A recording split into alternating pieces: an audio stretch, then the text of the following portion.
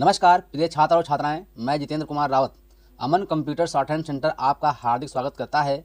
जो छात्र और छात्राएं सिंह प्रणाली शॉर्ट हैंड पूरी किताब पढ़ चुके हैं और उस किताब के मैटर की भी शॉर्ट हैंड डिक्टेशन स्पीड बना चुके हैं और उन्हें अधिक शॉर्ट हैंड डिक्टेशन स्पीड बनानी है तो संपर्क करें, क्योंकि हमने रामधारी गुप्ता की किताब में से 203 पेज डिक्टेशन के लिए हैं, जो प्रत्येक पेज में 400 शब्द हैं, जिनका डिक्टेशन 60, 80, 100 व 120 शब्द प्रति मिनट की स्पीड से 400 व 800 शब्दों पर दिया गया है।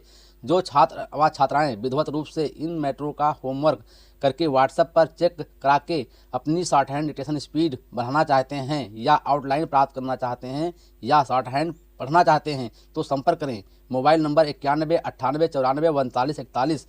दूसरा है 700 790 52 75। अतः संपूर्ण पढ़ाई व्हाट्सएप पर वीडियो के माध्यम से कराया जाएगा। धन्यवाद। महोदय, यह मानना कि उनको रोका नहीं जा सकता गलत है।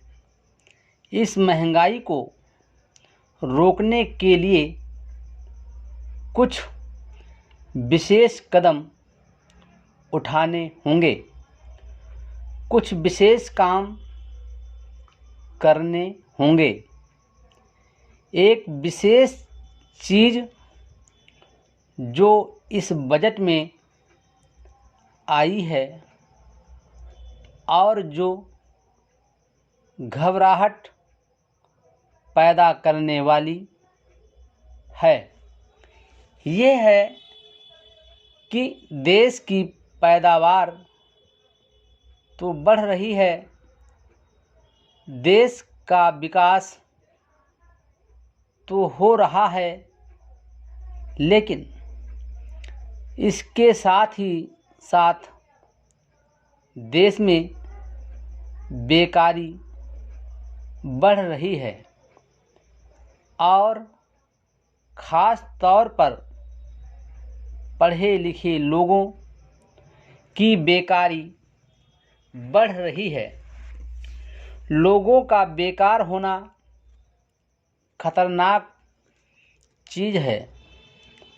हमारी स्वतंत्रता के बाद शायद यह पहला अवसर है जब हमारी स्वतंत्रता के ऊपर एक आघात हुआ है और हम जिस प्रकार अपनी स्वतंत्रता की प्राप्ति के समय अपना वर्चस्व बलिदान करने के लिए तैयार थे, उसी प्रकार इस समय भी हमें तैयार होना होगा। माननीय प्रधानमंत्री जी के मत से मैं सर्वदा सहमत हूँ कि यह एक ऐसा अवसर है जिस अवसर पर कि इस देश की प्रतिनिधि संस्था जो यह लोकसभा है, उसे इस संबंध में अपनी स्पष्ट राय देनी है और उस राय को देने के बाद हमें उस राय के अनुसार सरकार जो भी कार्रवाई करे उसमें सरकार को पूरा सहयोग भी देना है। प्रजातंत्र में प्रजा के पूर्ण सहयोग के बिना काम नहीं चल सकता, चाहे वो कोई काम हो, छोटा काम हो या बड़ा काम हो। फिर यह तो हमारी स्वतंत्रता की रक्षा का प्रश्न है और ऐसे अवसर पर प्रजातंत्रवादी राष्ट्र को उसकी सारी प्रजा को सरकार के साथ सहयोग के लिए तैयार रहना चाहिए। मैंने यह बात कई बार कही है और मैं फिर इसे दोहराना चाहता हूँ कि अनेक ऐसी बातें हैं जिनमें कि भिन्न भिन्न राजनीतिक दलों के होते हुए भी सब राजनीतिक दल मिलजुल कर काम कर सकते हैं।